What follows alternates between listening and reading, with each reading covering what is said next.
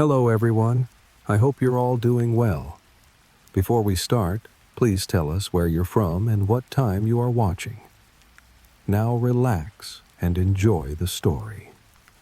I remember the exact moment I first saw Blackwood House through the fog. It was late October, and the mist clung to everything like a cold, wet shroud. The rental car's headlights barely pierced the gray wall before me, and I drove slowly, carefully, following the narrow road that wound through the forest. The trees on either side were ancient oaks and pines, their branches reaching overhead to form a tunnel of darkness that seemed to swallow all sound. I had been driving for hours, leaving the city far behind. The radio had lost signal miles ago, leaving me with only the rhythmic thump of the windshield wipers and the soft hum of the engine. My phone had no service either. I was truly alone, which was exactly what I wanted. Needed, really. The past 6 months had been exhausting, filled with noise and demands and the constant pressure of other people's expectations. I needed silence. I needed solitude. I needed to disappear for a while. The advertisement for Blackwood House had appeared in my search results almost by accident. Secluded Victorian manor, fully furnished, available for extended rental, perfect for writers, artists, or those seeking peace and quiet. The price was surprisingly affordable, almost suspiciously so. But the photos showed a beautiful old house with high ceilings, large windows, and that particular kind of faded elegance that I found irresistible. The owner, a Mr. Nathaniel Thorne, had been brief in our email exchanges but accommodating. The key would be waiting for me under the mat. The house was mine for as long as I needed it. As the fog began to thin slightly, I saw it. Blackwood House rose from the mist like a ship emerging from the sea. 3 stories of dark stone and weathered wood, with tall windows that reflected nothing but the gray sky. 2 turrets flanked the main structure, giving it an almost castle-like appearance. The architecture was Victorian Gothic, all sharp angles and ornate details, with carved wooden trim that had darkened with age. The front lawn was overgrown, and dead leaves covered the circular driveway where I brought the car to a stop. I sat there for a moment, engine idling, taking it all in. The house was more imposing than the photographs had suggested. It seemed to loom over me, even from this distance. But it was beautiful too, in a melancholy way. It looked like a house that held secrets, that remembered things. It looked like a house where I could finally rest. I turned off the engine and stepped out into the cold afternoon air. The silence was immediate and absolute. No birds sang. No wind rustled the trees. Even my footsteps on the gravel seemed muted, as though the world had been placed under a heavy blanket. I walked to the front door, my breath visible in the chilly air, and found the key exactly where Mr. Thorne had said it would be. It was an old-fashioned iron key, heavy and cold in my palm. The lock turned with a deep, satisfying click, and the door swung open with a creak that echoed through the empty house. I stepped inside and was immediately enveloped in that particular smell that old houses have, a mixture of dust and old wood and something else, something I couldn't quite identify. It wasn't unpleasant. It smelled like time itself, like all the years that had passed within these walls. The entrance hall was grand, with a sweeping staircase that curved up to the 2nd floor. The floors were dark hardwood, covered in places by faded Persian rugs. To my left was what looked like a parlor, filled with antique furniture draped in white sheets. To my right, a dining room with a long table that could seat a dozen people. Ahead, beyond the staircase, I could see a hallway that presumably led to the kitchen and other rooms at the back of the house. I brought in my bags from the car, just 2 suitcases and my laptop bag. I hadn't brought much. I wasn't planning to leave the house often, if at all. I wanted to write, to think, to be alone with my thoughts in a way that was impossible in the city. Here, in this forgotten place, I could finally hear myself think. The master bedroom was on the 2nd floor, at the end of a long hallway lined with closed doors. The room was large, with a 4-poster bed that looked like it belonged in a museum. The mattress was newer, thank God, and when I pressed my hand against it, it felt comfortable enough. There was a fireplace along one wall, and beside it, a comfortable reading chair upholstered in burgundy velvet. The windows looked out over the back of the property, where I could see the forest stretching away into the mist. I spent the rest of the afternoon unpacking and exploring the house. There were 6 bedrooms in total, each furnished with antiques and each seeming frozen in time. The library on the 1st floor was my favorite discovery. Walls lined floor to ceiling with books, many of them leather-bound and very old. There was a desk by the window where I could work, and a fireplace large enough to stand in. I could already imagine myself spending long evenings here, the fire crackling, rain pattering against the windows, lost in my writing. The kitchen was surprisingly modern, recently updated with new appliances and countertops. Mr. Thorne had stocked the refrigerator and pantry with basics, enough to last me a week or so. There was even a note welcoming me to Blackwood House, written in an elegant, old-fashioned hand. "May you find the peace you seek within these walls," it said. As darkness fell, I made myself a simple dinner and ate it in the library, sitting in front of the fire I had managed to light. The flames cast dancing shadows on the walls, and I felt, for the first time in months, a sense of calm settling over me. This was right. This was what I needed. The silence of the house was profound, almost alive in its intensity. It was the kind of silence that made you aware of your own heartbeat, your own breathing. It was the kind of silence that let you hear the thoughts you had been drowning out with noise and distraction. After dinner, I explored a bit more by lamplight. The house seemed even larger at night, the hallways stretching longer, the ceilings reaching higher. My footsteps echoed strangely, as though there were more rooms than I could see, more space than should fit within the house's exterior dimensions. I told myself it was just the acoustics of an old building, the way sound traveled through empty rooms and up staircases. I found a small room on the 3rd floor that I hadn't noticed earlier. It was tucked away at the end of a narrow corridor, and I almost missed it in the dim light. The door was slightly ajar, and when I pushed it open, I found what must have once been a child's nursery. There was a small bed, a rocking horse, and toys scattered about as though the child had just left the room moments before.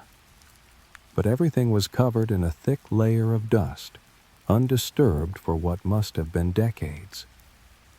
Something about the room made me uneasy, though I couldn't say why. Perhaps it was the toys frozen in mid-play, or the way the rocking horse cast a strange shadow in the lamplight. Or perhaps it was simply the reminder that this house had once been filled with life, with families and laughter and the sounds of children playing. And now it was empty except for me. I closed the door gently and made my way back downstairs.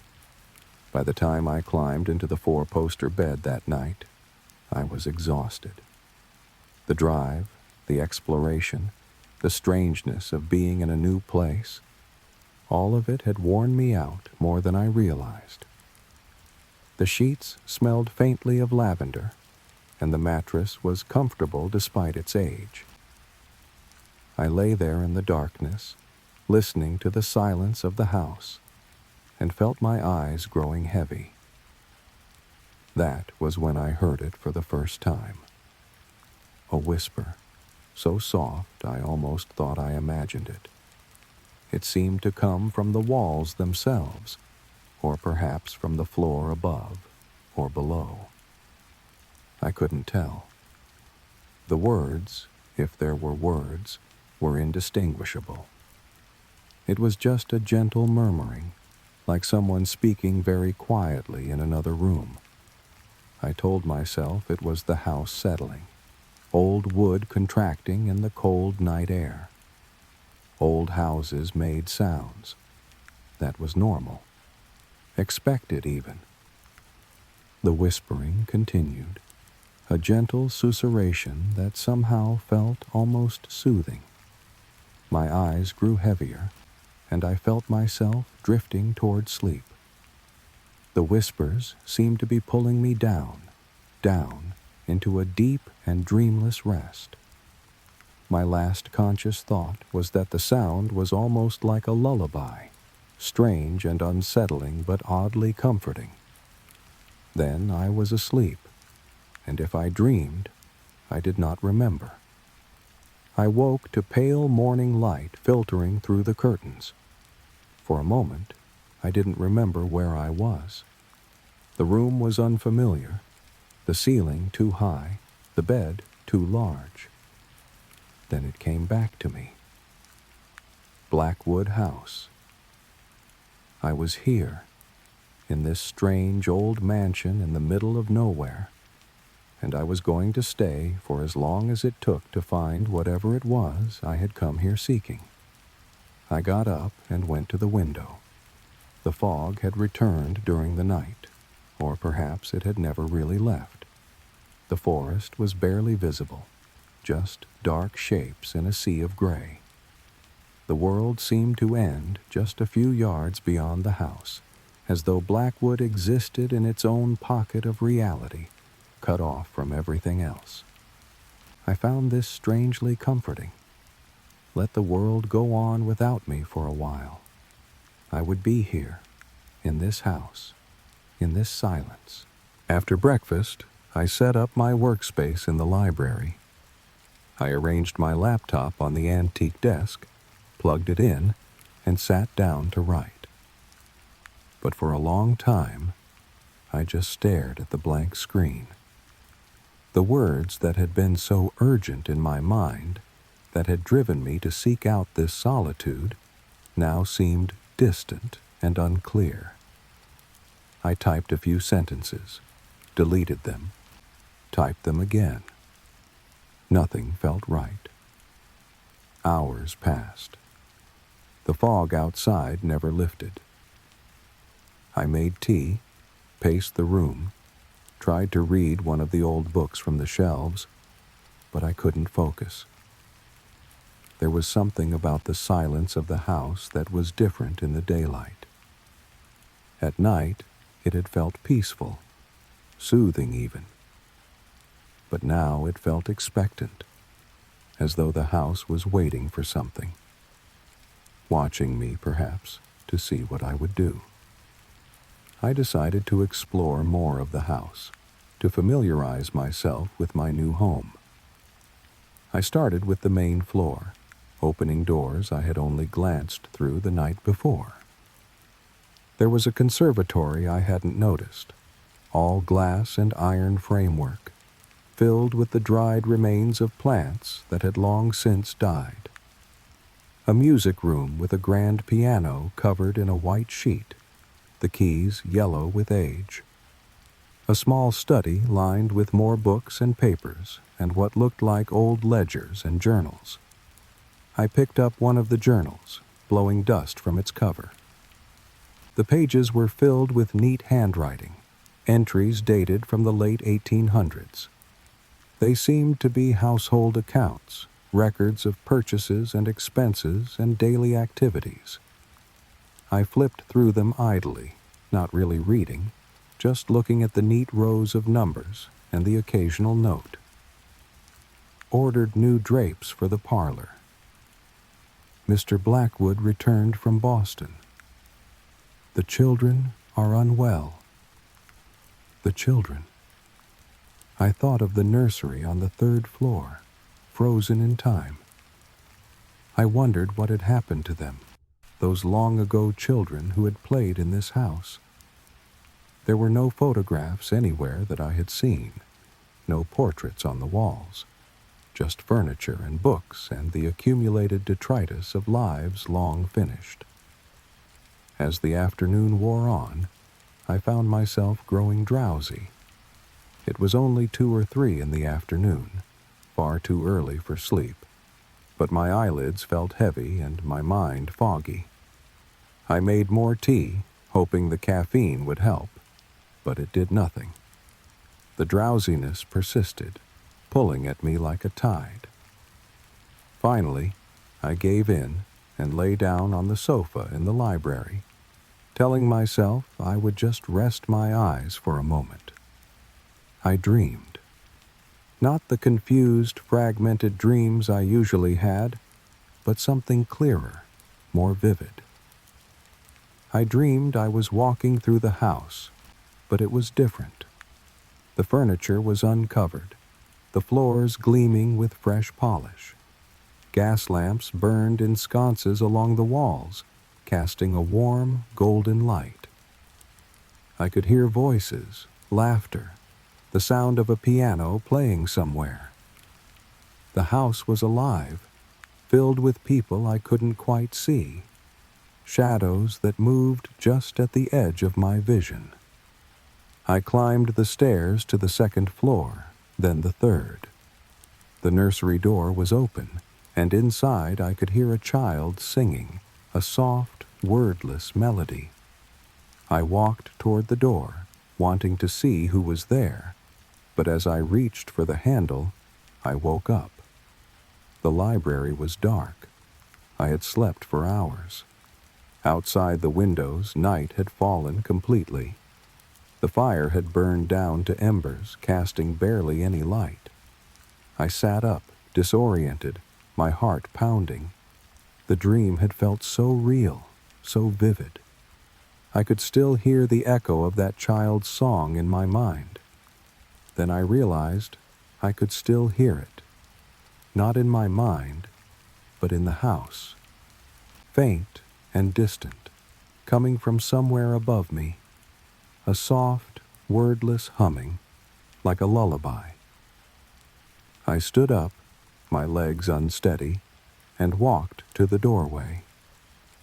The sound seemed to be coming from the upper floors, from the direction of the nursery. I should have been afraid. Part of me was. But another part, a larger part, was simply curious. And beneath the curiosity was something else, something I couldn't quite name. A pull, an invitation.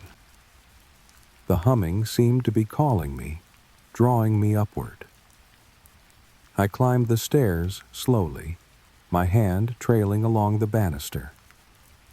The sound grew clearer as I ascended, though never loud. It remained soft, gentle, almost tender. I reached the 3rd floor and walked down the narrow corridor to the nursery. The door was open, though I was certain I had closed it the night before. The room was dark, but moonlight streamed through the window, casting everything in shades of blue and gray. The rocking horse swayed gently, as though someone had just been sitting on it. The toys on the floor seemed to have been rearranged, though I couldn't be sure. Maybe I was just remembering them wrong. The humming stopped as soon as I stepped into the room. The silence that replaced it was total and absolute. I stood there for a long moment, my breath coming fast, waiting for something else to happen. But nothing did. The room was just a room, empty and dusty and sad. I backed out slowly, pulling the door shut behind me, and this time I made sure it was firmly closed. That night, lying in bed, I heard the whispers again. They were louder than the night before, or perhaps I was just more attuned to them. They seemed to come from all around me, from the walls and the ceiling and the floor. Not threatening, not angry, just there. A constant, gentle murmuring, like a conversation being held just out of earshot. I tried to make out words, straining my ears in the darkness. Sometimes I thought I could almost understand, almost catch a phrase or a name, but as soon as I focused on it, it would slip away again, dissolving back into meaningless sound. It should have kept me awake, should have frightened me, but instead, I found it strangely soothing. The whispers were like white noise, or the sound of rain on a roof. They filled the silence without disturbing it. I closed my eyes and listened, letting the whispers wash over me. My breathing slowed, and my body relaxed into the mattress. The house was speaking to me, I thought drowsily. It was telling me its secrets, sharing its memories. All I had to do was listen. All I had to do was let go and sink down into the sound. Sleep came easily, pulling me under like dark water. And as I drifted off, I could have sworn I felt something, the lightest touch, like a hand brushing my hair back from my forehead. Gentle, tender, the touch of someone who cared. I smiled in the darkness and surrendered to the whispers. Morning came again, and with it a sense of dislocation that was becoming familiar. I was here, in this house. Time moved differently here, slower, thicker. Days blended into one another. Or had it only been 2 days? 3? I wasn't entirely sure. My phone, dead and uncharged, sat useless in my bag. I had no desire to find the charger. I spent the morning writing, and this time the words came more easily. They flowed from some deep place inside me, a place I hadn't been able to access in months. The story I was writing didn't feel entirely like mine. The characters seemed to know what they wanted to do, where they wanted to go. I was just the vessel, the conduit through which they could exist.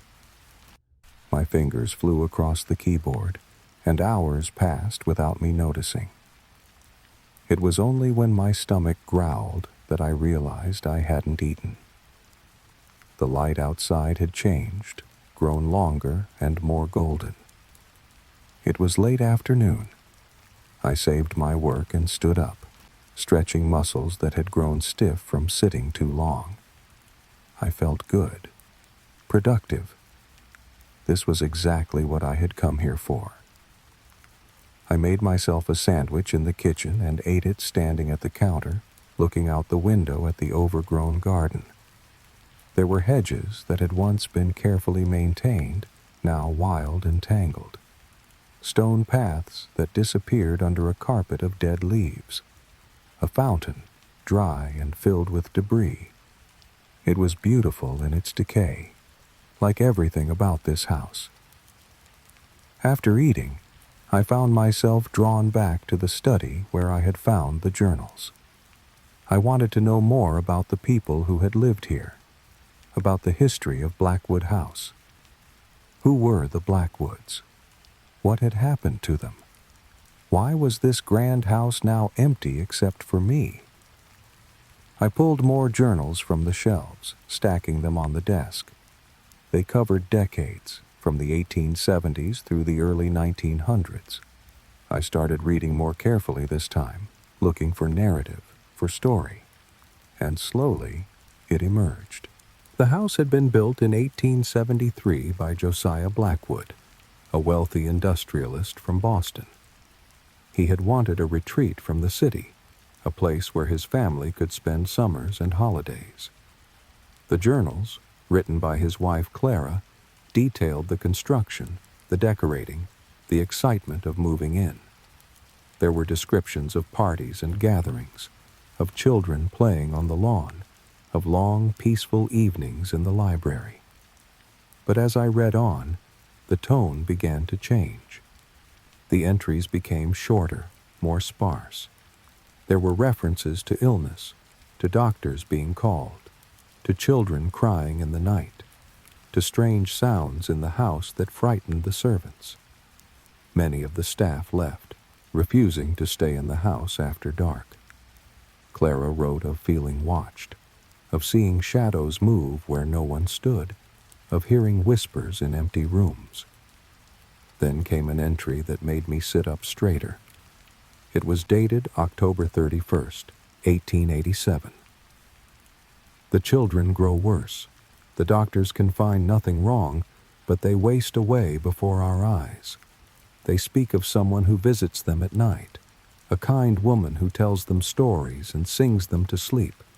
They say she promises to take them somewhere beautiful, somewhere they will never be sad or sick again. I have searched every corner of this house and found no one. But I hear her too now. The whispers in the walls, the singing from the empty rooms. Josiah says I am being hysterical, that it is the stress of the children's illness affecting my mind. But I know what I hear. Something is in this house, something that wants to take my children from me. The entries stopped after that. I flipped through the remaining pages, but they were all blank. I looked at the next journal in the stack, but it picked up years later, in 1893, and it was written in a different hand. Not Clara's. A man's, presumably Josiah's. He wrote of being alone in the house, of having sent the servants away, of long nights spent trying to understand, trying to make contact with whatever remained. His entries became increasingly erratic, the handwriting deteriorating from neat and controlled to barely legible scrawls. The final entry was dated December 25th, 1895. I understand now. She is not malevolent. She is lonely. She loved her own children so much that she cannot let them go, and so she calls to others, offering them peace, offering them rest. Clara and the children are with her now. They are happy. They are at peace. And soon I will join them. The house knows what we need. It gives us what we cannot find in the world beyond these walls. It gives us home. I closed the journal, my hands trembling slightly. I should have been terrified. I should have grabbed my things and left immediately, driven away from this place and never looked back. But I didn't. Because part of me, a part I didn't want to examine too closely, understood. The whispers, the sense of being watched, the strange dreams, and the overwhelming drowsiness. The house was doing to me what it had done to the Blackwoods. It was pulling me in, making me part of it. And the terrible truth was that I didn't want to leave. The peace I had felt here, even with the strangeness and the whispers, was more profound than anything I had experienced in years. The world outside had been harsh and demanding and exhausting. Here, in Blackwood House, I was cared for. I was safe. I was home.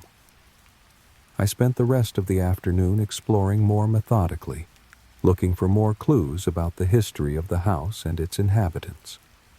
In the attic, I found trunks full of old clothes and photographs. I finally saw the faces of the Blackwood family. Josiah, stern and bearded in his formal portrait. Clara, beautiful and sad-eyed, with 2 children on her lap. The children, a boy and a girl, perhaps 6 and 8 years old, staring at the camera with that solemn expression that Victorian children always seem to have. I found letters, tied with ribbons, between Clara and her sister in Boston. The sister begging Clara to leave the house, to bring the children back to the city where they could see proper doctors. Clara's responses growing more distant, more vague, insisting that everything was fine, that the house was exactly where they needed to be. And then I found something that made me pause. A letter from Mr. Nathaniel Thorne, the man who had rented me the house. But it was dated 1920, addressed to someone inquiring about purchasing the property. In it, Thorne explained that the house was not for sale, that it had been in his family for generations, passed down through his mother's line, that while he could not live in it himself, he ensured it was maintained and occasionally rented to those who seemed to need it, those who were seeking something that the world outside could not provide. I checked the signature against the welcome note that had been left for me in the kitchen. The handwriting was identical, but that was impossible. If Thorne had written that letter in 1920, he would be well over 100 years old by now. Unless there had been multiple Nathaniel Thornes. Unless the name was passed down along with the house, guardian to guardian. Or unless time worked differently here, in Blackwood House. Unless the past and present were not as separate as they should be. As I sat there in the attic, surrounded by the remnants of lives long finished, I felt something shift inside me. A final letting go of the world I had come from. I had been clinging to the idea that this was temporary, that I would eventually return to my life, my job, my obligations. But now I understood that I didn't have to. The house had chosen me, just as it had chosen the Blackwoods, and I was choosing it in return.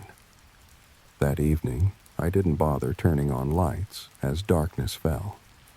I moved through the house by memory, by feel, running my hands along the walls and the furniture. The whispers were constant now, a gentle background hum that felt as natural as my own breathing. I wasn't trying to understand them anymore. I was just listening, just being present with them. In the nursery, I sat in the old rocking chair and looked out the window at the dark forest beyond.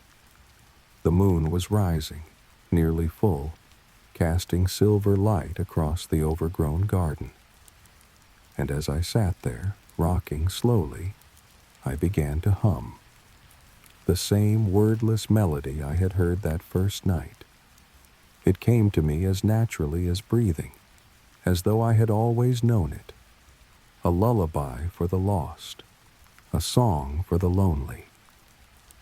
Something in the room shifted, though I couldn't say what. The air felt different, warmer, more present, and I knew with absolute certainty that I was not alone. She was here, the presence that lived in these walls, the woman who had called to Clara's children, who had comforted Josiah in his final days, who had been waiting all these years for someone else to understand. I felt no fear, only acceptance, only peace. I continued to hum, rocking slowly in the chair, and felt something like a hand rest gently on my shoulder. A tender touch, a mother's touch.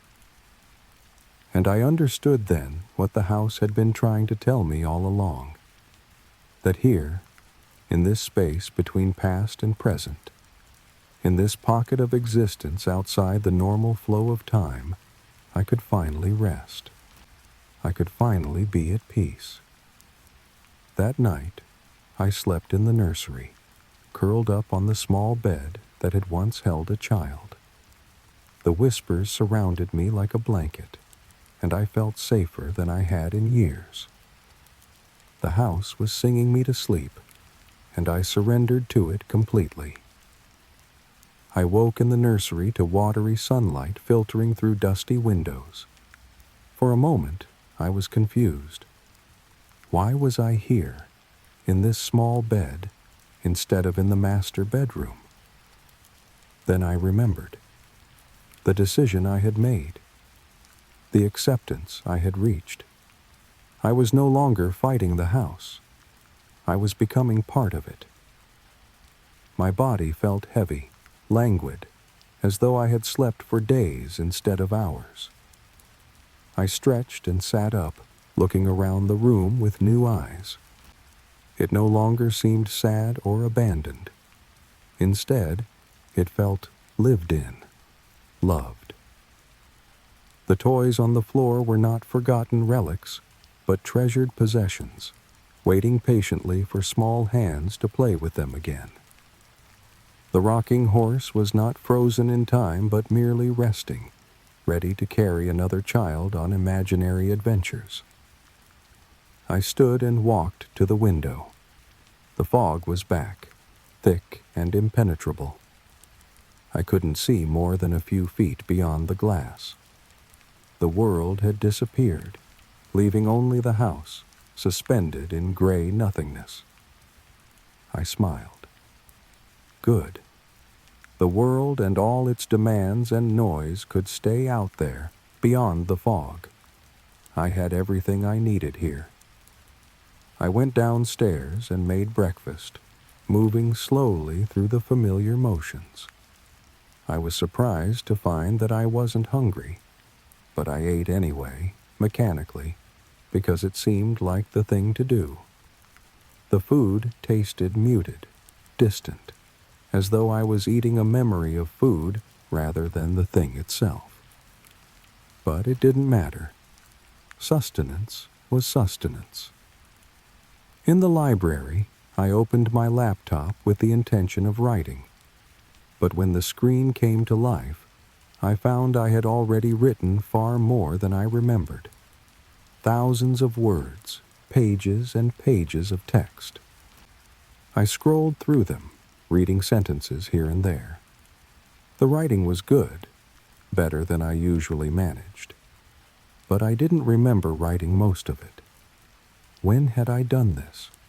Had I been writing in my sleep? I closed the laptop. It didn't matter. The writing would get done or it wouldn't. That wasn't why I was here anymore. I had come seeking solitude and peace, and I had found it. The rest was just noise. Instead of writing, I began to establish patterns, routines. I found that the house responded well to routine, that it settled into a comfortable rhythm when I moved through it at regular intervals. I would wake in the nursery, no longer bothering with the master bedroom. I would make breakfast and eat it in the kitchen, looking out at the fog-shrouded garden. I would spend a few hours in the library, sometimes writing, sometimes just sitting, letting my mind drift. I would explore different rooms, opening doors I had opened before, seeing new details each time. I would eat lunch, though I was rarely hungry. I would read the old journals, learning more about the Blackwoods and the others who had stayed in the house over the years. Because there had been others. I found more journals, more letters, spanning the decades. A young couple in the 1920s who had come here for their honeymoon and never left. A painter in the 1940s who had sought inspiration and found something else entirely. A writer in the 1960s, another in the 1980s. All of them leaving behind fragments of their stories, their gradual acceptance of what the house offered, their surrender to its embrace.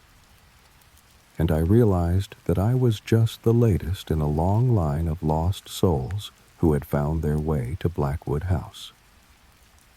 The house called to people like us, people who were tired of fighting, tired of the endless struggle to fit into a world that didn't want us. It offered us sanctuary. It offered us rest. And in return, we gave it our stories, our memories, our presence.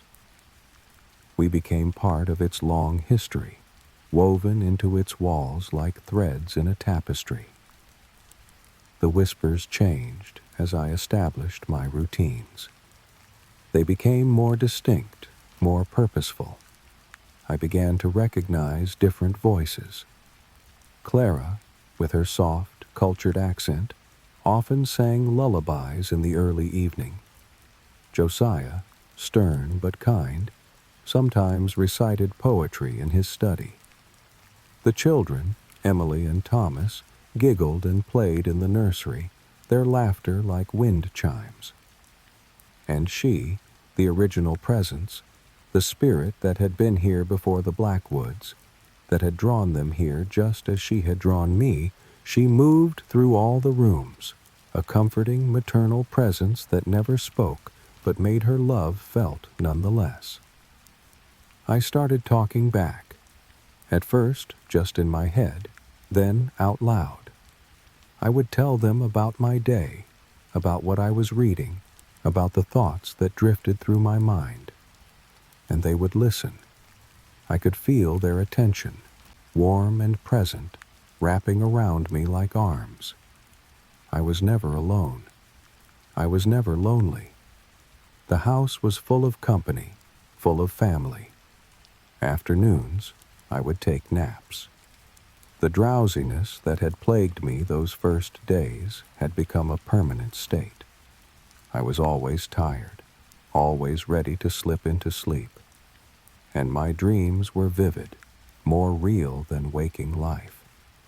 I would dream of the house as it had been in its glory days, filled with light and laughter. I would dream of walking through rooms that didn't exist in my waking explorations, impossible spaces that folded in on themselves. I would dream of the fog lifting, revealing a landscape that was nothing like the forest I had driven through to get here. Instead, there was a vast gray sea stretching to the horizon, and the house sat on a cliff above it, eternal and unchanging. In my dreams, I was never alone. Clara would walk beside me, her hand light on my arm, showing me the house's secrets. The children would take my hands and pull me along, excited to share their favorite hiding places. And sometimes, in the deepest dreams, I would see her. The presence. She was beautiful and terrible at once, neither old nor young, neither alive nor dead. She existed in a space between states, and when she looked at me, I felt seen in a way I had never been seen before. Every part of me, even the parts I had hidden from myself, laid bare before her loving gaze. "You belong here," she would say, though her lips never moved. The words simply appeared in my mind, certain and true. "You have always belonged here. You just had to find your way home." And I would wake from these dreams feeling rested and whole, feeling more like myself than I ever had in the waking world. The fog outside never lifted. Time lost all meaning. Days blended into nights, nights into days. I stopped keeping track, stopped caring. The calendar was a construct of the outside world, and that world no longer had any claim on me.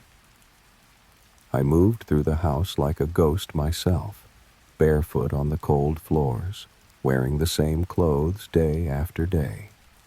My reflection, when I caught glimpses of it in mirrors and windows, looked pale and thin, but I felt strong. I felt light, as though I could float if I chose to. The house was sustaining me in ways that food and sleep never could. It was feeding me something essential, something my soul had been starving for. Evening was my favorite time. As the light dimmed and shadows grew long, the house came most alive. The whispers grew louder, more distinct. Music would drift from the music room, though the piano keys moved untouched. Footsteps would echo on the stairs, though I would see no one when I looked. The smell of cooking would waft from the kitchen, phantom dinners prepared by phantom hands. I would sit in the parlor, in the chair by the fireplace, and listen to the sounds of a family going about their evening routines, preparing dinner, helping children with lessons, discussing the day's events. Sometimes I would join them in their ghostly activities.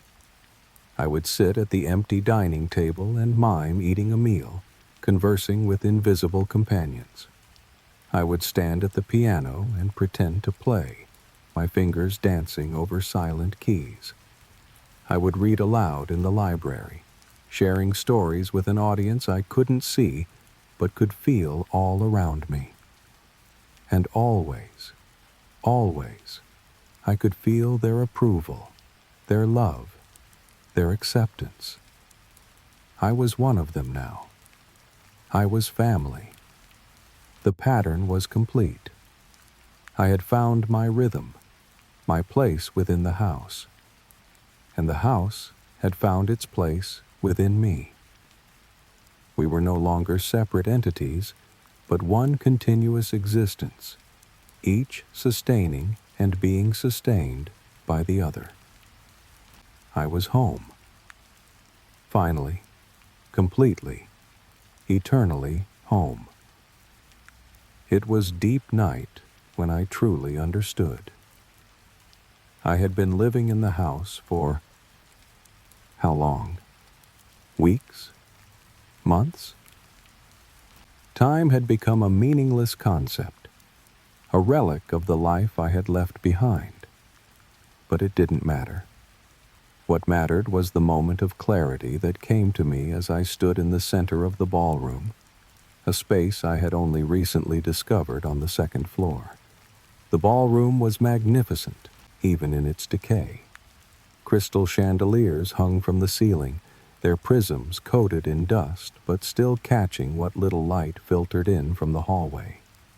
The floor was parquet, intricate patterns of dark and light wood that spiraled out from the center of the room. Mirrors lined one wall, their silvered surfaces tarnished and spotted with age, reflecting distorted versions of the empty space. I had been dancing. Not to any music I could hear with my ears, but to a rhythm I felt in my bones, in the whispers that surrounded me constantly now. I spun and swayed, my bare feet silent on the dusty floor, my arms moving through positions I had never learned, but somehow knew. And as I danced, I felt them join me. Invisible partners taking my hands, spinning me, guiding me through steps that were both familiar and strange. That was when I saw her. Not in my mind, not in a dream, but there, reflected in the mirrors. She stood behind me, her hands resting on my shoulders. And when I looked directly, she was gone. But in the mirror, she remained. I stopped dancing and stared at her reflection. At last, I could see the presence that had been with me all along. She was neither young nor old, her face somehow containing all ages at once. Her hair was long and dark, flowing around her like water, and her dress was simple, timeless, the kind of garment that could belong to any era or none at all. But it was her eyes that captured me. They were deep and dark and infinitely sad, infinitely loving. Eyes that had seen too much, that had loved too much, that had lost too much. "I understand," I whispered, still watching her in the mirror. "You're not a ghost. You're not something that died. You're something that never lived." She smiled, and it was beautiful and terrible. In the mirror, her lips moved, though I heard no sound except the whispers that grew momentarily louder, more urgent. I turned away from the mirror and closed my eyes, letting my other senses take over. And then I could hear her, truly hear her, for the first time. Her voice was like wind through leaves, like water over stones, like the settling of old wood. It was everywhere and nowhere, and it spoke directly to something deep inside me.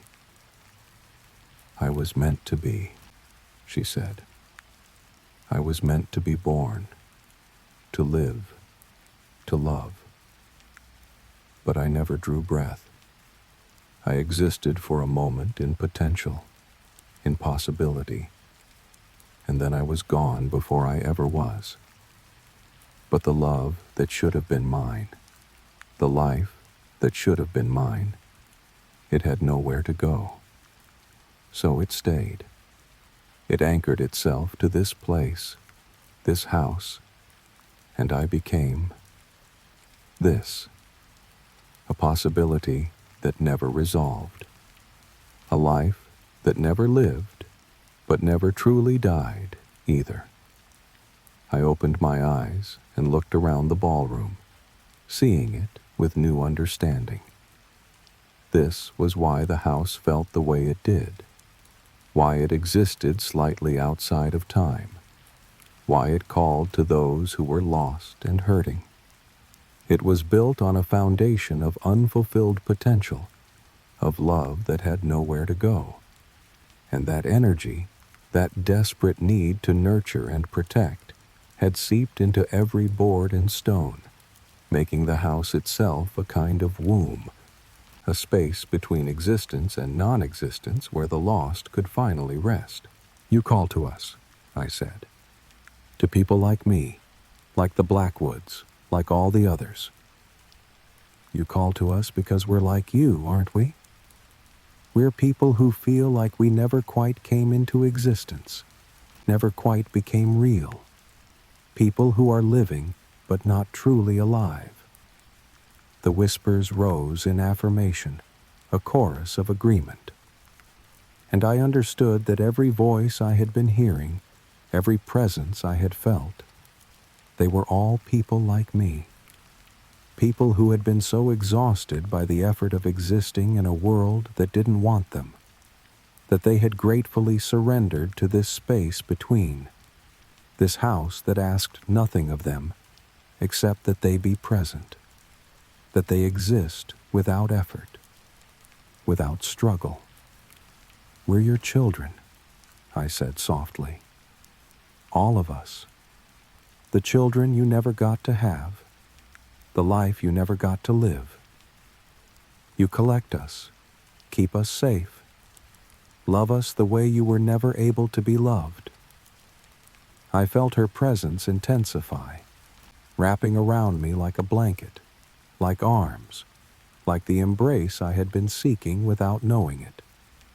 And I felt no fear, no regret, only acceptance, only peace.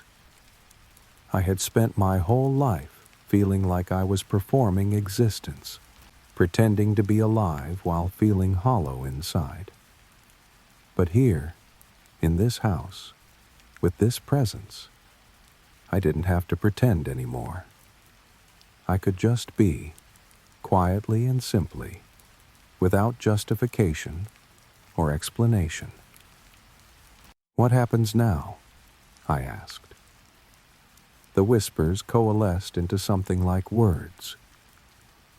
"Now you rest. Now you let go. Now you become part of the house, part of the family. You'll never be alone again. You'll never be afraid again. You'll never have to struggle to be something you're not. Here, you can simply exist, suspended in this moment of perfect peace, forever. Forever. The word should have frightened me, should have sent me running for the door, back to my car, back to the world of the living. But it didn't. Because forever here, in this space outside of time, didn't mean the same thing it meant out there. Here, forever, was just another word for home. I walked back to the nursery, my footsteps echoing through the empty house that was somehow full. I lay down on the small bed and pulled the thin blanket over me. The whispers surrounded me, a lullaby sung by 100 voices, by all the lost souls who had found sanctuary here. I felt the presence settle over me, her love a tangible weight, and I smiled. I thought about the life I had left behind, the job I would never return to, the apartment that would eventually be cleared out by strangers, the few friends who would wonder what happened to me before moving on with their lives. I felt no attachment to any of it. That person, the one who had driven through the fog to this house, already felt like someone else. A stranger wearing my face, playing at being me. This was who I really was. Someone who existed in the spaces between, who was more comfortable with ghosts than with the living, who had always been searching for a place that felt like home and had finally found it. I was like Josiah, like Clara, like Emily and Thomas, like all the others whose journals I had read. I was someone who needed to disappear, to let go, to stop fighting against the terrible weight of existence. "Thank you," I whispered into the darkness. "Thank you for choosing me. Thank you for bringing me home."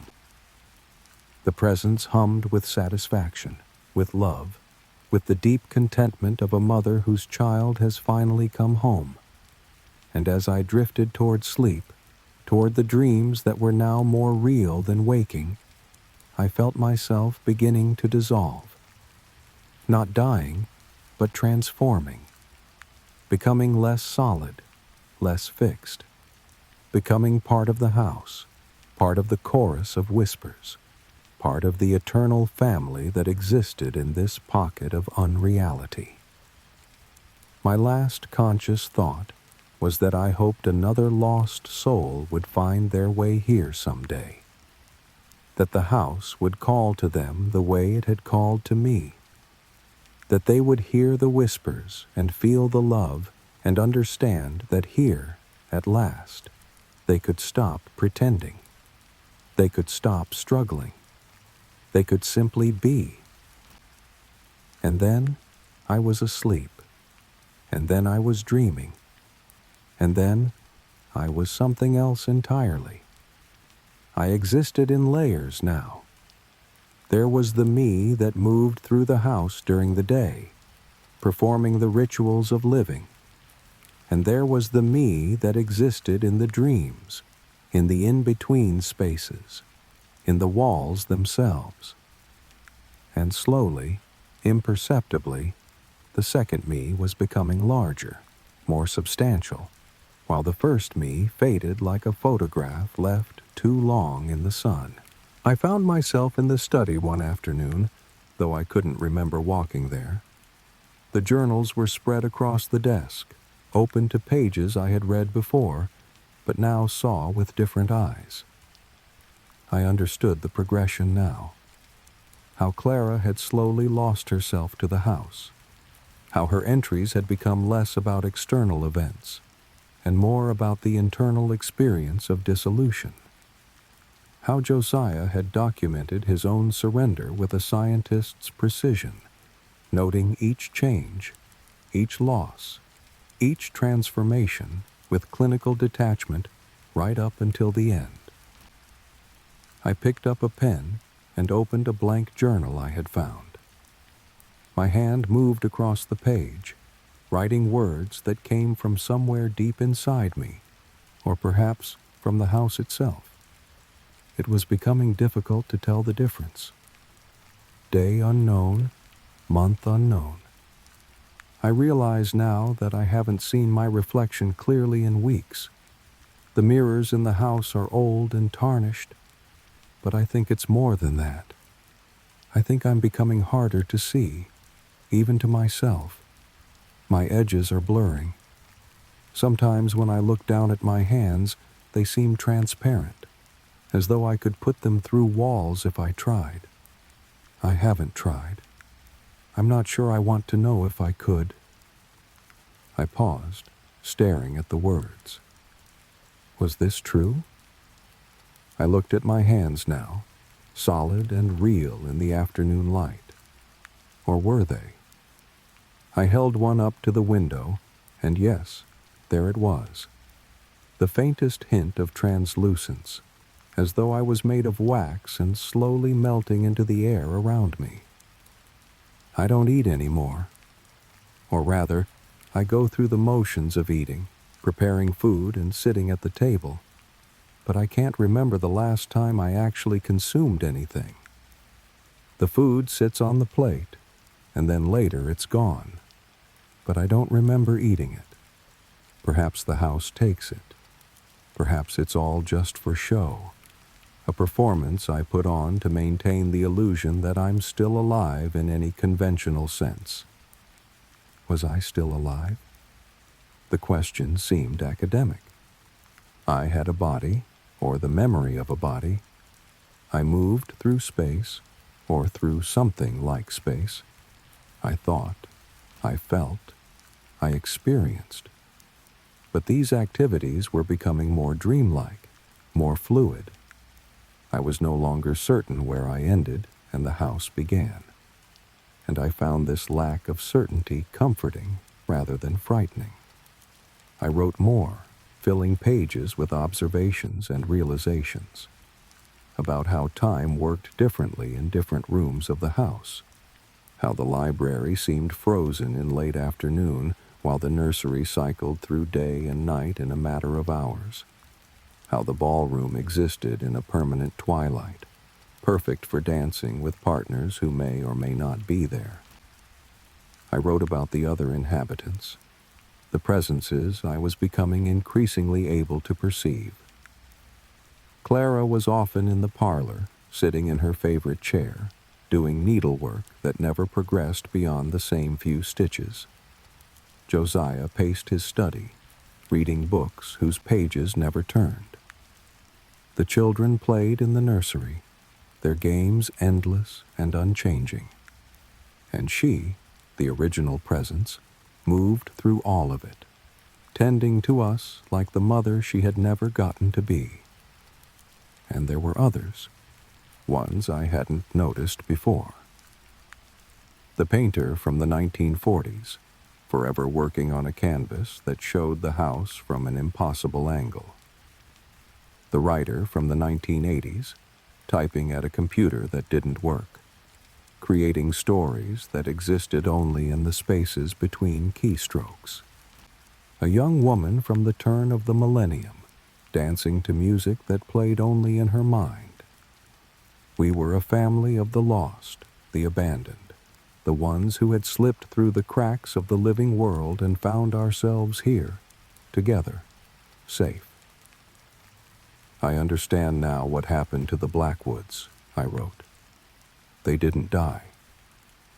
Not in any traditional sense. They just faded, became more here and less there, until one day they were entirely here, entirely part of the house, and there was no more there for them to return to. And I'm following the same path. I can feel it happening. Each day, I'm a little less solid, a little more whisper, and it doesn't frighten me. It feels right. It feels like coming home after a long, exhausting journey. I set down the pen and stood, leaving the journal open on the desk. Someone would find it someday, perhaps. Another lost soul who needed to understand what was happening to them, who needed the comfort of knowing they weren't the first and wouldn't be the last. The house would call to them as it had called to me, and they would read these words and find solace in them. I walked through the house, and it was different now. Or I was different. I could see the layers of time more clearly, could perceive all the different eras existing simultaneously.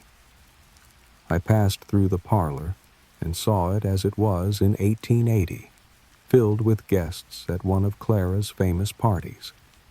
I walked into the music room and heard the piano playing itself, a piece I recognized as Chopin, performed with flawless technique by invisible fingers. I climbed the stairs and passed Josiah descending, and we nodded to each other, two ghosts acknowledging each other's existence. In the nursery, the children were playing with toys that looked more solid than I felt. Emily looked up as I entered and smiled. "You're almost ready," she said, her voice clear as a bell.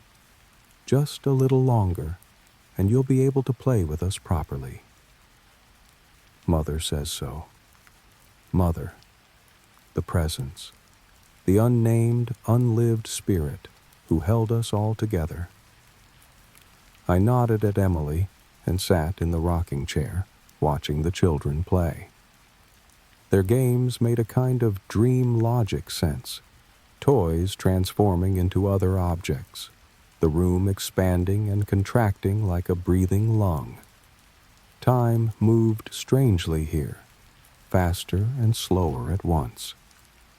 I watched the moon rise and set outside the window, watched seasons change in moments, watched years pass in heartbeats. And through it all, I felt myself dissolving further, becoming more present in this reality and less present in any other. My body was just a memory now, a habit I hadn't quite broken. Soon I wouldn't need it at all.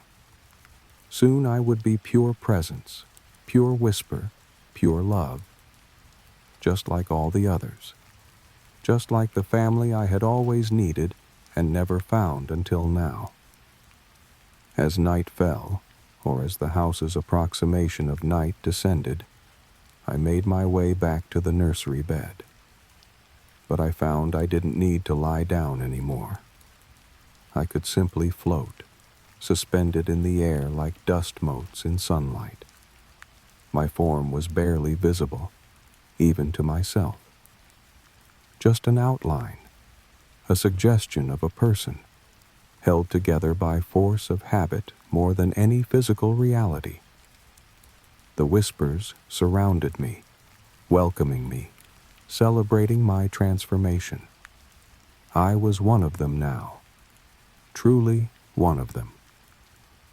And when the next lost soul found their way to Blackwood House, when they heard the whispers and felt the pull, I would be part of the chorus that called to them. I would help them understand, help them let go, help them find the peace that I had found. This was what I had been searching for all along.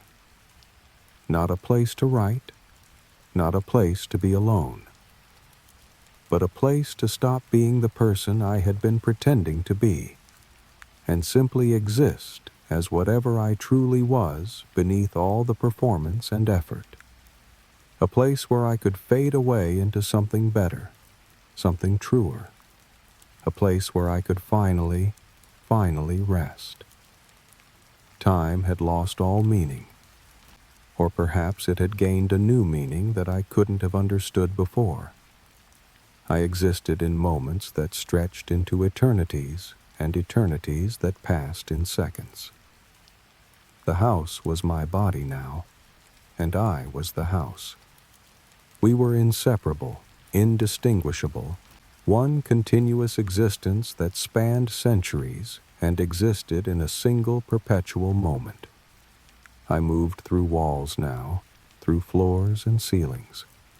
The physical barriers that had once defined the house's geography no longer applied to me. I could be in the library and the nursery simultaneously. I could exist in 1887 and the present day at once. I was learning to navigate the layers of time and space that made up Blackwood House, learning to see the full scope of what we had become. We. Because I was no longer I, not in any singular sense. I was part of the collective now, part of the family.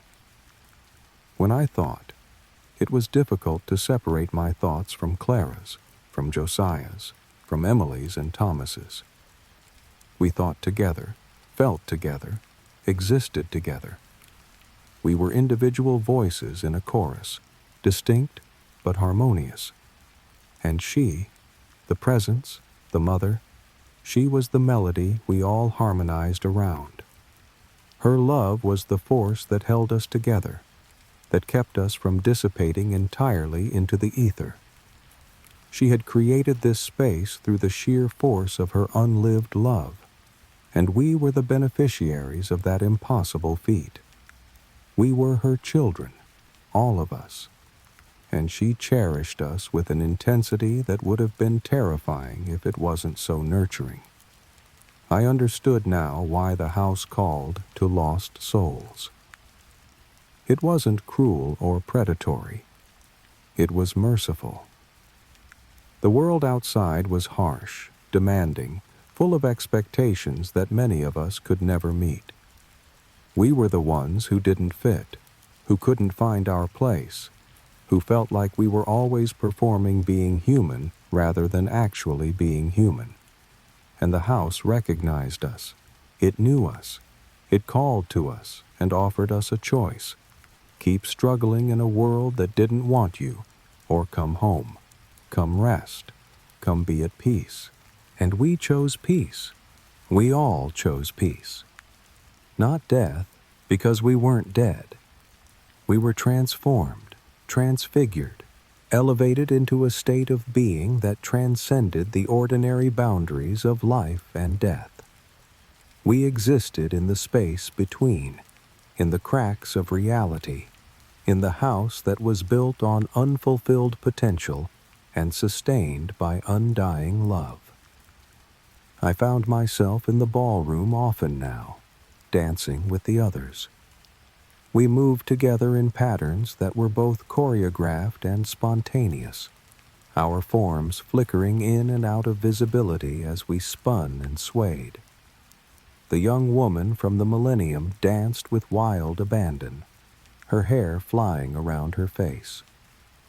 The painter moved with careful precision, each step placed deliberately.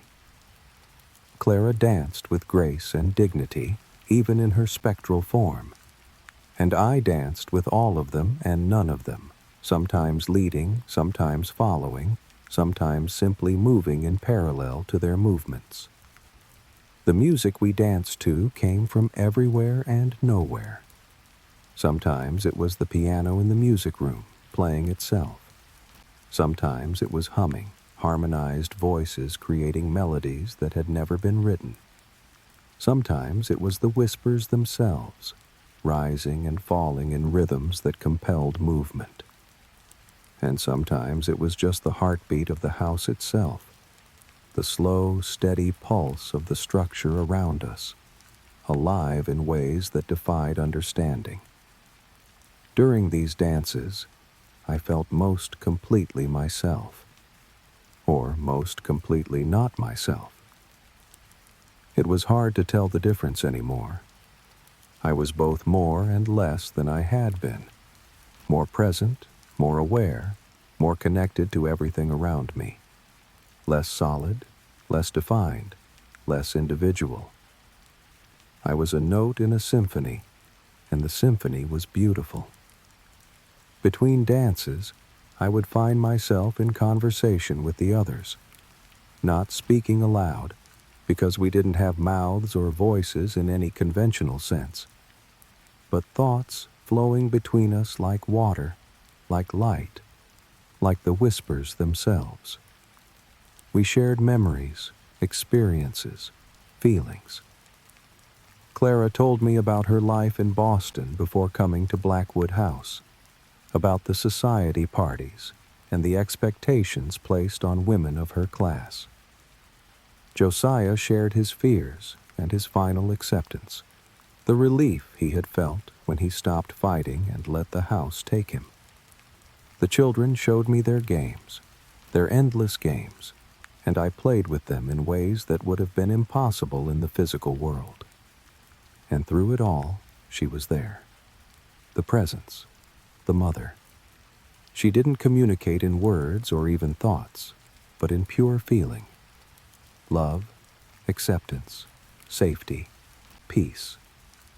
She radiated these things constantly, and we basked in them like flowers turning toward the sun. She asked nothing of us except that we be present, that we exist within her embrace. And we gave her our presence gladly, knowing that it was the one thing we could offer that had any value. I began to understand the full scope of the house's history. Not just the Blackwoods and the others I had read about in the journals, but everyone. Every lost soul who had found their way here over the decades, over the centuries.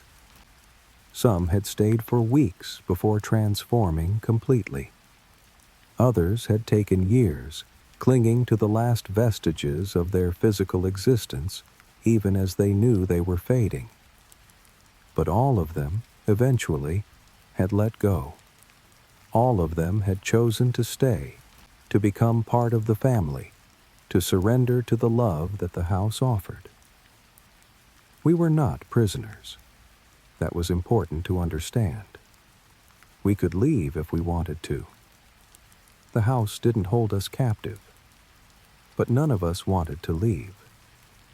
Why would we? Here, we were loved unconditionally. Here, we were safe.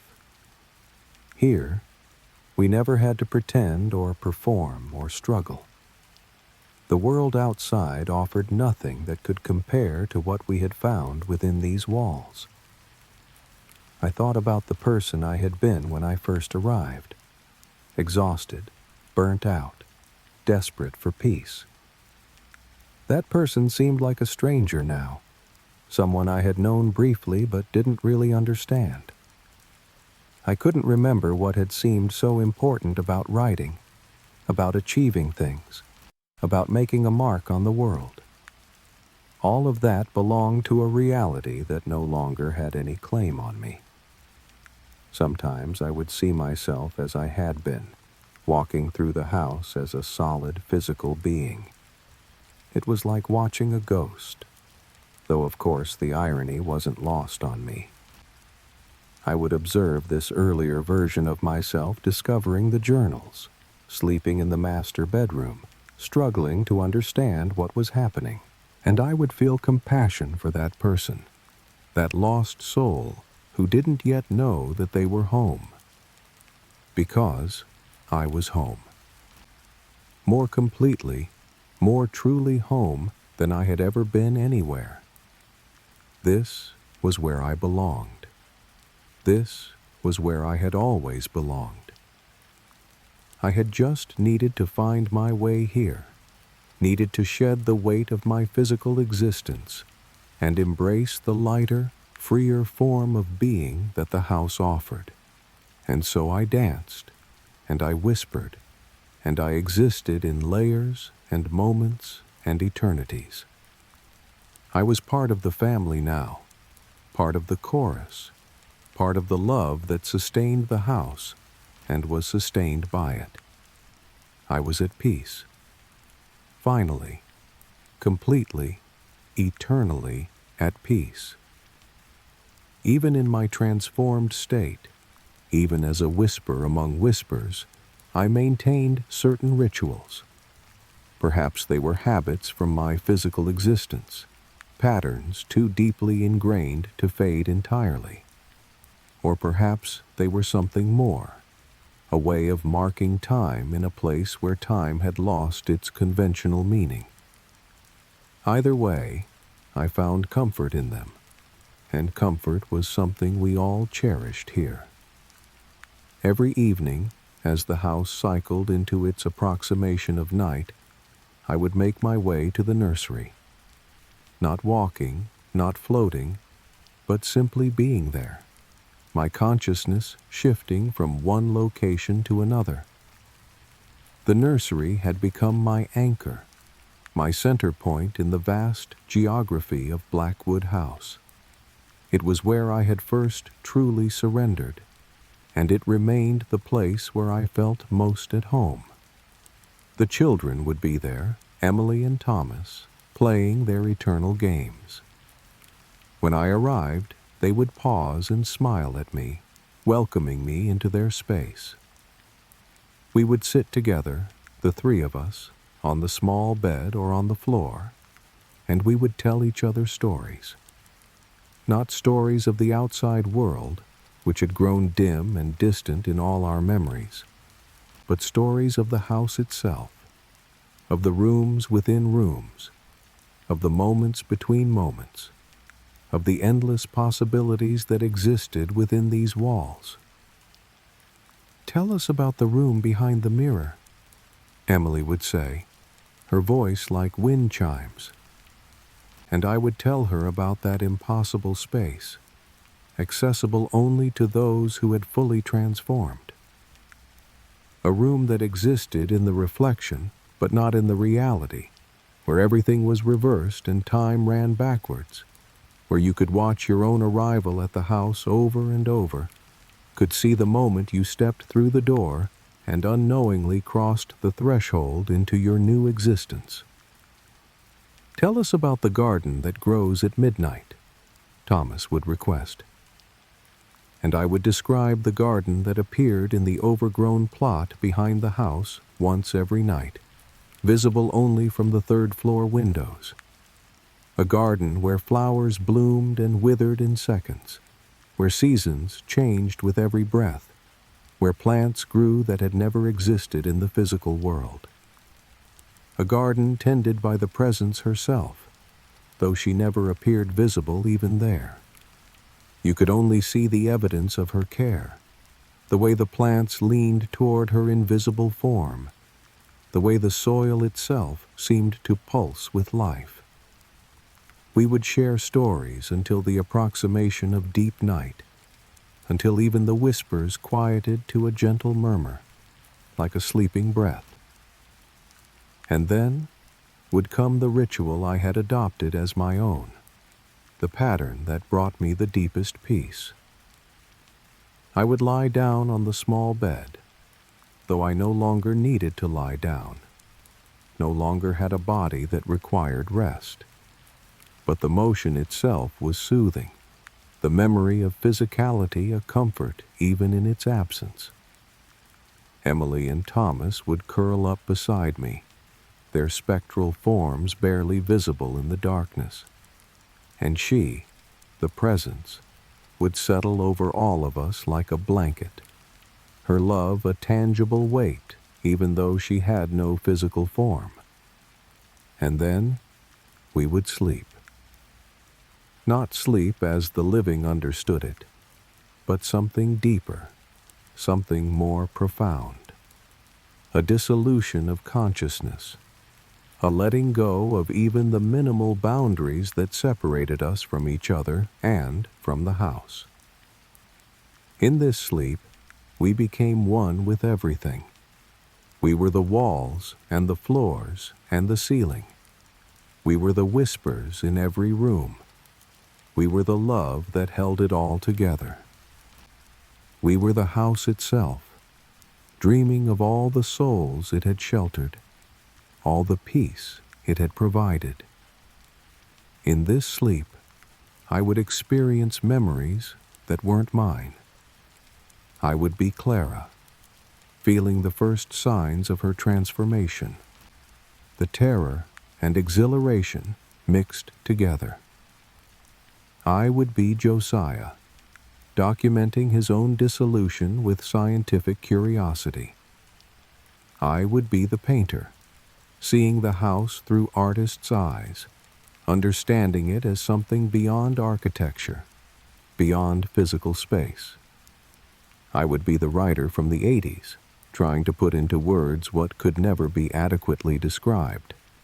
I would be all of them, and none of them, individual and collective at once, and I would dream the house's dreams. I would see the future souls who would find their way here, the lost and the weary, and the ones who no longer fit into the world outside. I would see them arriving, confused and seeking, finding the key under the mat just as I had. I would watch them slowly come to understand, slowly let go, slowly transform. And I would be part of the chorus that called to them, part of the love that welcomed them home. Sometimes, in the deepest part of this sleep, I would dream of her, the presence, the mother. I would see her as she might have been, had she lived. A young woman, pregnant, full of love and hope and dreams for her unborn child. And then I would see the moment it all went wrong, the moment the child, the potential life, slipped away. I would feel her grief, her love with nowhere to go, and I would understand how that love had become so powerful, it had created this space, this sanctuary, this home, for all of us who needed it. She had lost one child, but she had gained hundreds, thousands, perhaps, over the centuries. Every soul who had found their way to Blackwood House became the child she never got to raise.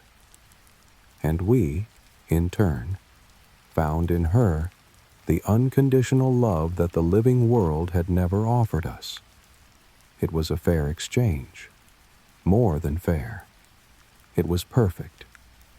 When I woke from these sleeps, if waking was even the right word, I would find myself renewed.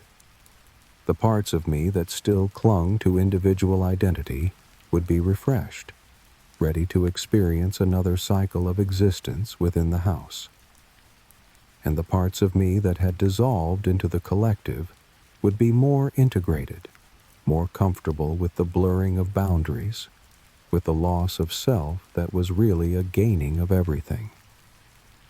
This ritual of sleep became the heartbeat of my existence. Everything else, the dancing, the storytelling, the wandering through layers of time, all of it revolved around this central act of surrender. Each night, I would let go a little more. Each morning, I would wake a little less solid, a little more whisper. And it was beautiful. It was exactly what I needed. The other inhabitants of the house had their own rituals, too. Clara would spend hours in the parlor, her ghostly form bent over her eternal needlework, creating patterns that existed only in the moment of their creation, before unraveling and beginning again. There was something meditative about it, something peaceful in the repetition. Josiah paced his study, his footsteps never making sound, but leaving traces in the air like ripples in water. The painter stood before his canvas, adding brushstrokes that appeared and disappeared, creating and uncreating his masterpiece in an endless cycle. We all had our patterns, our rituals, our ways of existing within the house's embrace, and the house accommodated all of us, providing each of us with the space we needed to be whatever version of ourselves we were becoming. It was infinite in its capacity to love, infinite in its capacity to shelter. There was room for everyone here, for every lost soul who found their way through the fog to the door with the key beneath the mat. I began to understand that the house wasn't just a place. It was a state of being, a way of existing that transcended physical location. The structure itself, the wood and stone and glass, was just a focus point, an anchor in reality for something that existed beyond reality. The house could be anywhere, could appear to anyone who needed it badly enough. The fog that surrounded it wasn't just weather. It was the barrier between worlds, between the demands of existence and the peace of surrender. And I began to understand my role in all of this. I wasn't just another inhabitant, another lost soul finding shelter. I was becoming part of the mechanism that called to others. My whispers were joining the chorus that reached out through the fog, through the internet, through the cracks in reality where the desperate and the weary could hear us.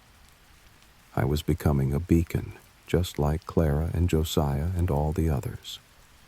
We called to our own kind, recognizing in them the same exhaustion, the same need, the same desperate desire for peace that had brought us here. And when they came, when the next lost soul found the listing online, or saw the advertisement, or simply felt the pull toward this place, I would be part of their welcome. I would whisper to them from the walls. I would sing them lullabies in the night.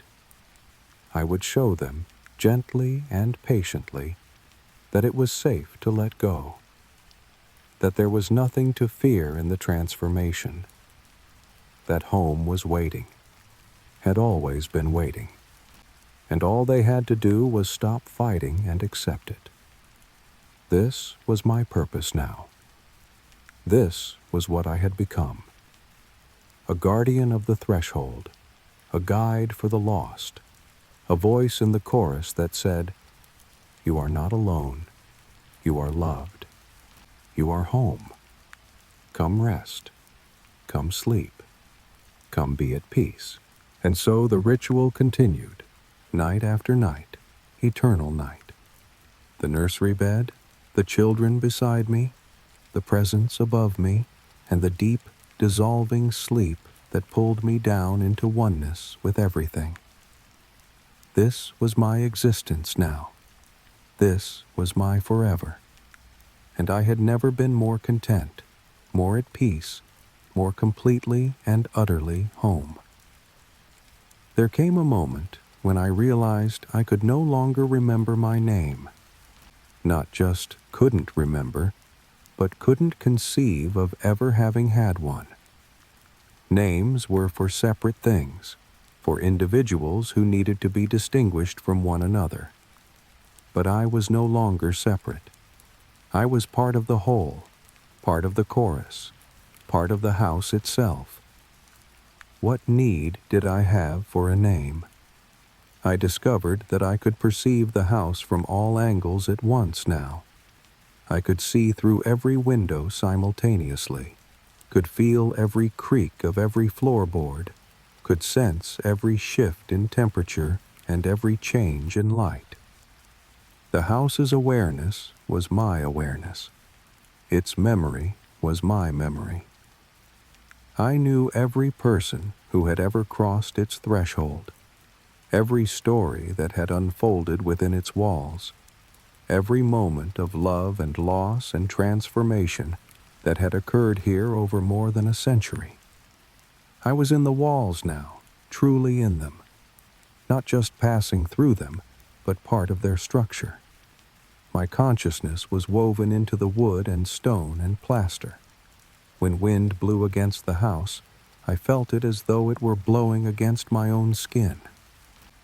When rain fell on the roof, I felt each drop as a gentle caress. The house and I were one, indistinguishable, inseparable. But I was not alone in this unity. All the others were here too. All of us merged together into a single, vast consciousness that was both collective and individual at once. I could still sense Clara's particular flavor of existence, could still recognize Josiah's analytical approach to their transformed state, could still feel the playful energy of Emily and Thomas. We maintained our individuality even as we surrendered it, a paradox that made perfect sense in this place where paradoxes were simply the natural order of things. And above all, around all, through all, was she. The presence, the mother, the original consciousness that had created this space through the sheer force of unlived love. She was the foundation we all built upon, the melody we all harmonized with, the love that sustained every moment of our existence. We were her children, and she was our everything. I began to perceive time in a new way, not as a linear progression from past to future, but as a vast, interconnected web where all moments existed simultaneously.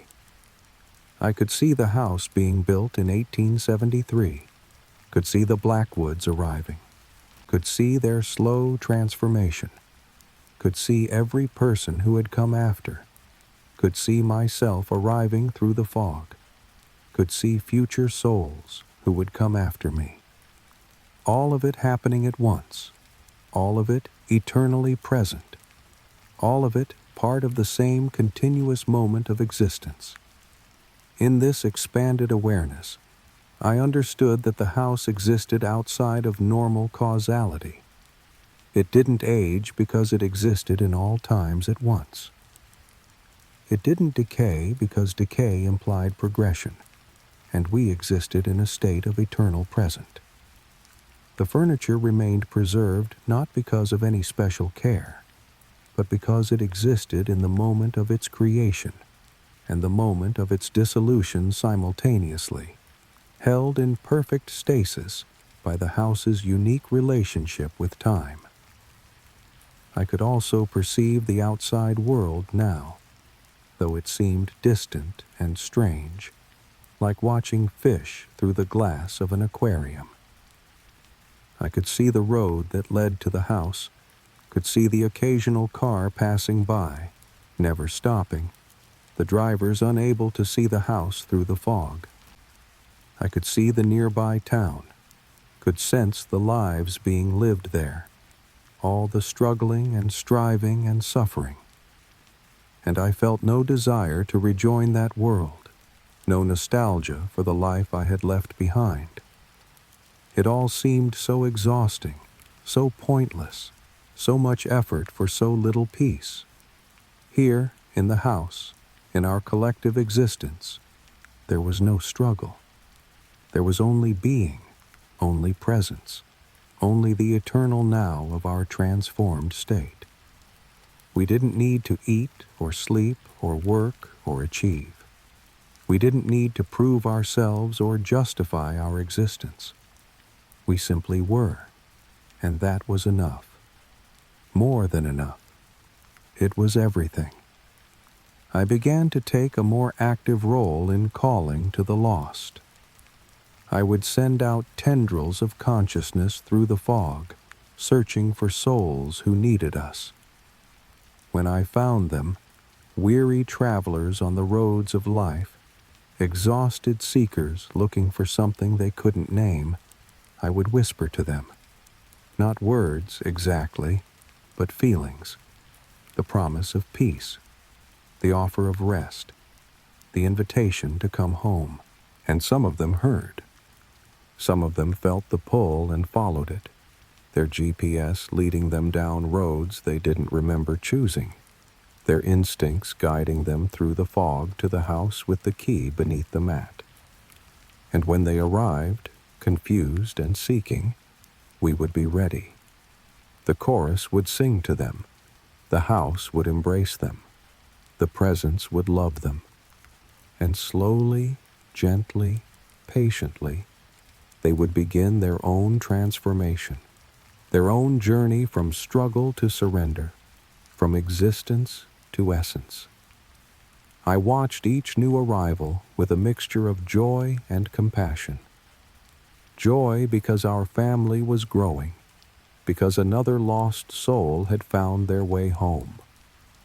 Compassion because I remembered the confusion, the fear, the uncertainty of those first days.